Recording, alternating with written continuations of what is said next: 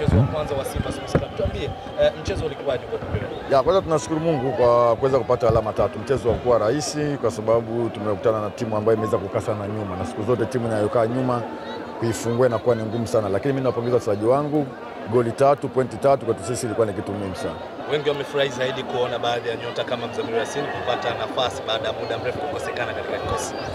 Of course unapokuwa na mechi kila baada ya siku mbili mechi lazima uweze kupanua ibu ya kipana. Kwa hiyo kurudi kwa Mzamiru kutoka injury, hata hivyo performance yake ilikuwa nzuri sana, lakini bado mwendezo wake ni mzuri sana. Kwa hiyo inaongeza idadi ya wachezaji kuweza kufanya rotation na kuweza kumanage timu kwa ujumla. Pengine utapokuwa nje kuelekea mchezo wa kesho kutwa wa marudiano dhidi ya Gaborone, kwa namna ambavyo timu inaenda sasa hivi chini ya mwalimu mpya ambaye amekabidhiwa mchezo huo, unatarajia kuona nini cha tofauti? Mimi nafikiri tutafika, tutakaa na mwalimu and then tutaplan jinsi gani ya kwenda kucheza game hiyo. Kwa hiyo nafikiri tutaiongelea siku moja kabla mechi, mwalimu atakuja kuongelea mipango, lakini tutakaa naye pamoja na kuweza kujua jinsi gani tutakwenda katika game hiyo. Asante sana. Nashukuru sana.